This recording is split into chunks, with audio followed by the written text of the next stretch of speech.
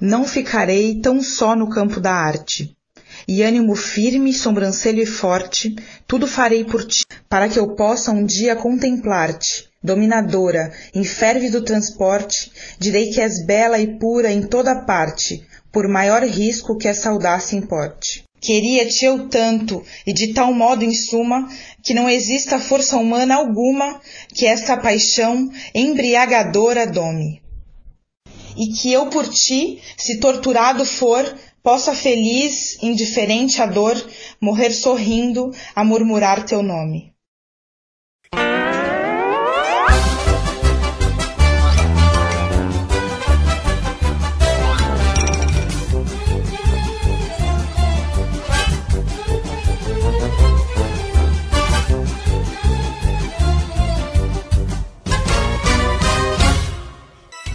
É comum vermos em jornais, revistas, propagandas e discursos a afirmação que no Brasil tudo é muito caro por causa dos impostos e que a carga tributária brasileira é uma das maiores do mundo, que grande parte dos recursos do governo são desviados pela corrupção e que o governo sempre está disposto a criar novos tributos para financiar seus gastos.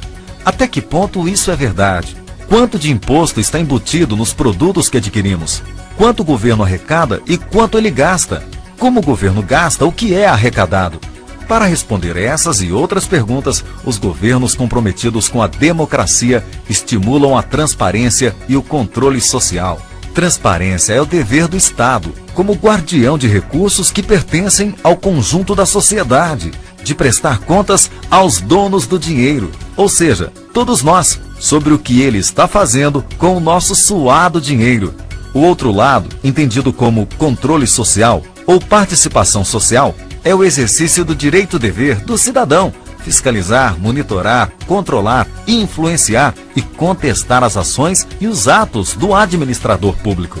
O exercício do controle social é um dos mais importantes mecanismos de prevenção da corrupção e fortalecimento da cidadania, já que pelo tamanho do Estado, é impossível que as instituições de controle, sozinhas, consigam assegurar a legitimidade de todos os atos da administração pública.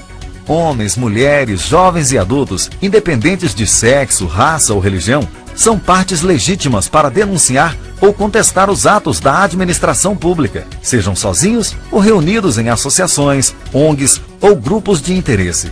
Para saber o que o governo faz, o cidadão pode procurar um dos mecanismos da transparência pública, como sítios dos órgãos, ou ainda, caso haja um questionamento, utilizar o Serviço de Informação ao Cidadão, que no estado de Goiás é centralizado na Ouvidoria Geral do Estado e pode ser acessado por qualquer portal de órgão público.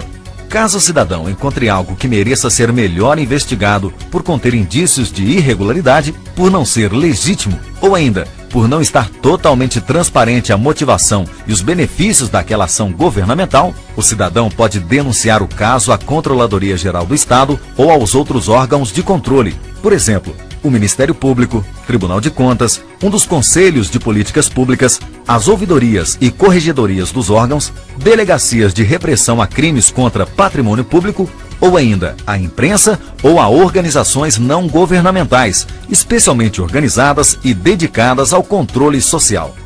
Ao elegê-lo governante, o cidadão empresta a chave do cofre para o administrador público, mas não lhe dá um cheque em branco.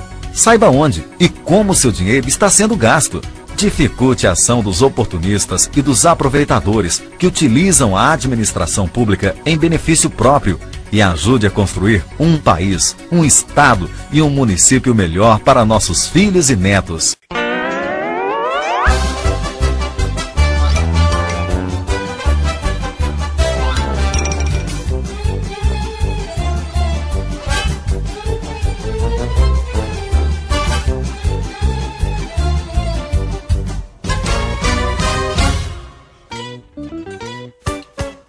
Os movimentos sociais fazem parte da história de todos os povos. Eles trazem para o conjunto da sociedade uma nova noção de cidadania e participação popular. É um movimento de multidões que questiona as instituições, possui uma reivindicação específica.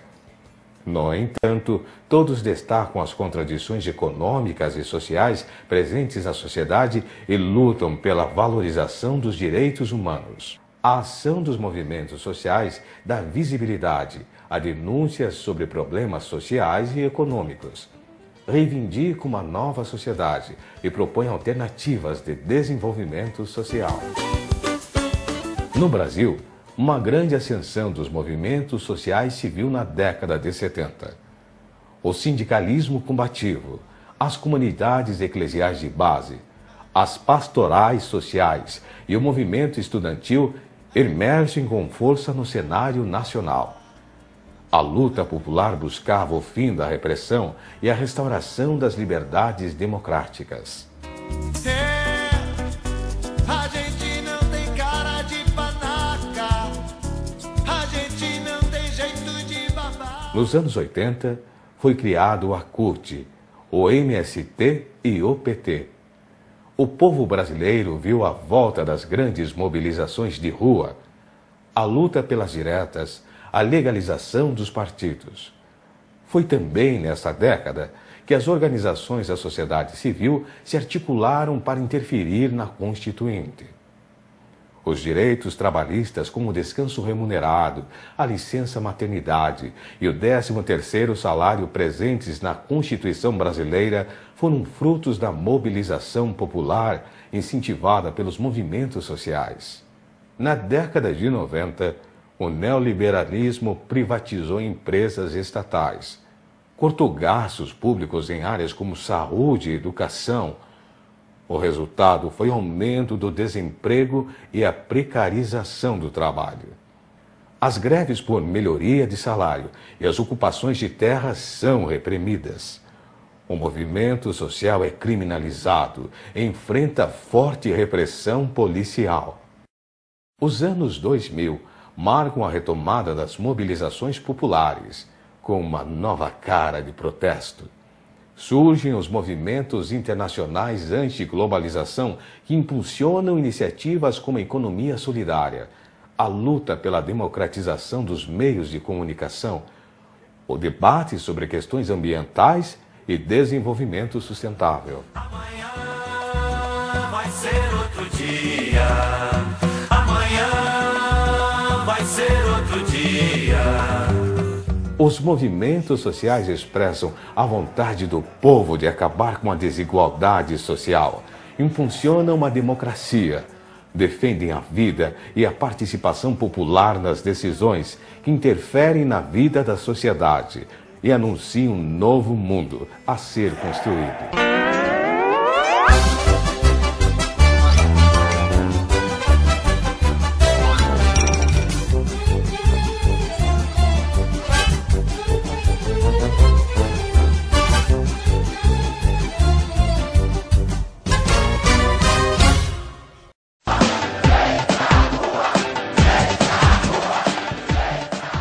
É impossível ver as manifestações de 2013 e não fazer uma relação com as que ocorreram há 45 anos durante o regime militar.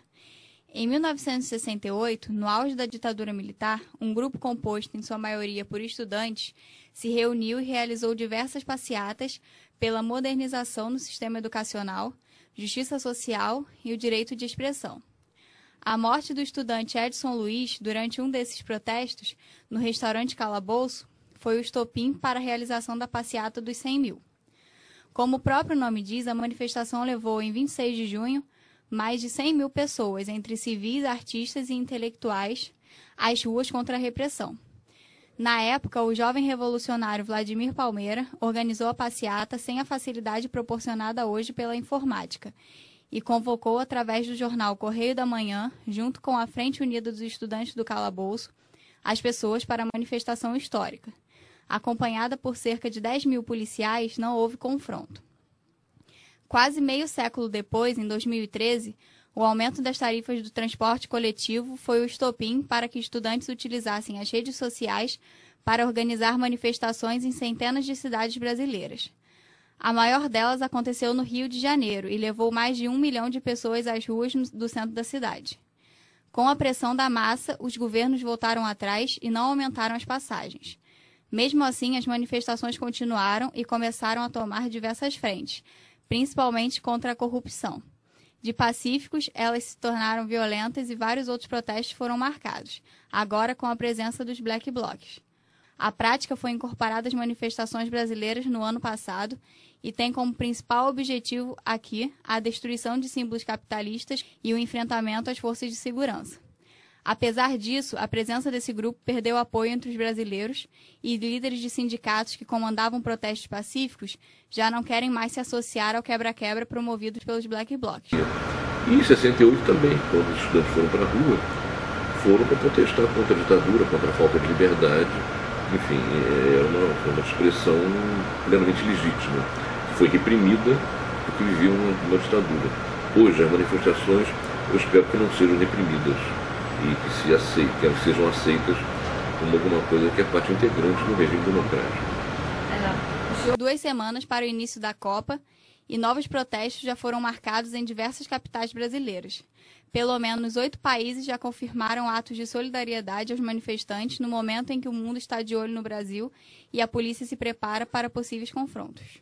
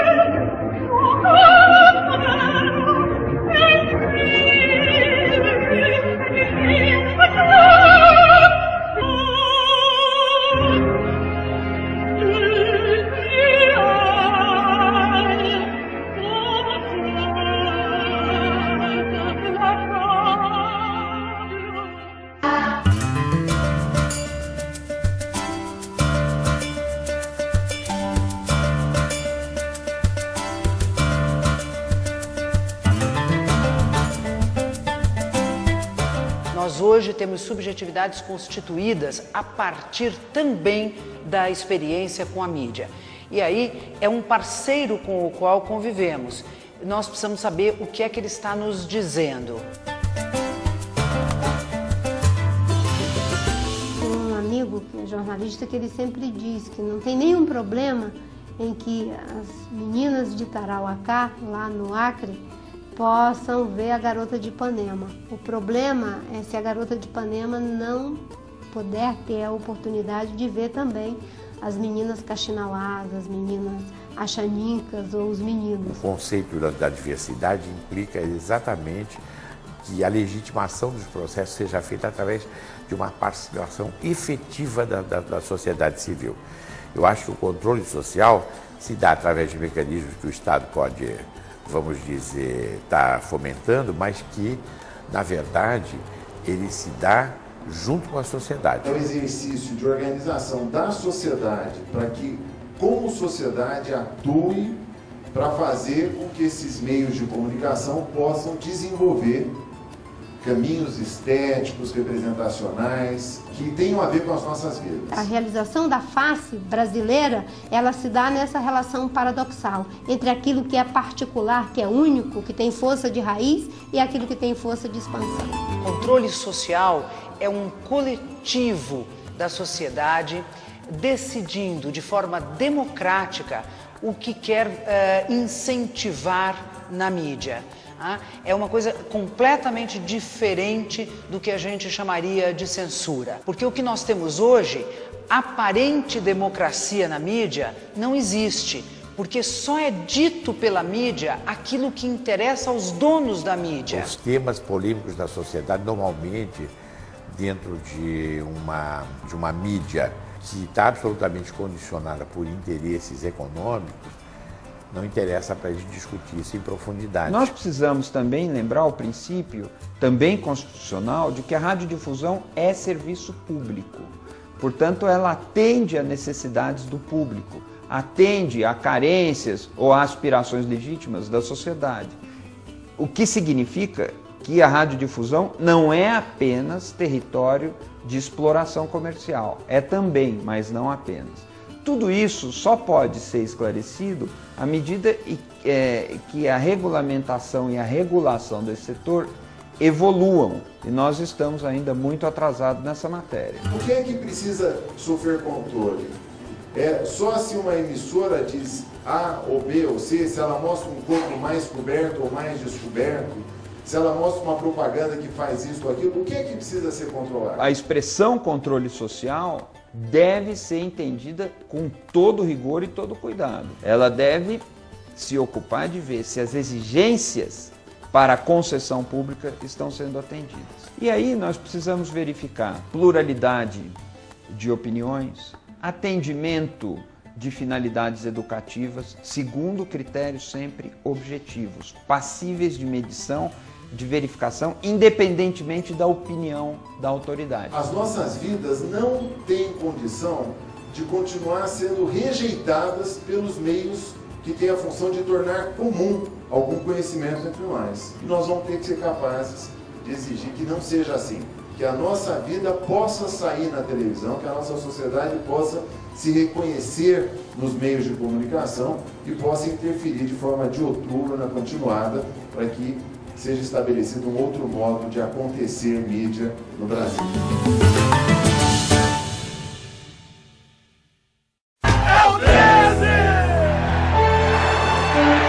Lutei contra a ditadura. Venci a tortura, venci o câncer. O meu amor à vida, os meus ideais, as minhas paixões, a minha obsessão pelo sonho, o meu vício de esperança, me ajudaram a vencer todas as dificuldades. Agora, o que me leva adiante é minha paixão pelo Brasil e pelo povo brasileiro.